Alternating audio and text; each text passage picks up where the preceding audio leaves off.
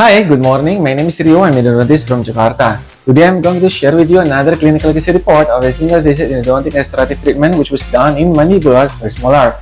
And so what's so special about this case? In this particular video, we have long-term control and it is 2 years and 2 months. And from this follow-up, we can see the bone regeneration at the apical third, and in this video also I put how I do irrigate the canal so that we can see how I managed to be able to fill the apical third completely. In this case also I put how I restore the tooth with 2 brands of composite resin, and the restoration still lasts until these 2 years and 2 months without any disturbances.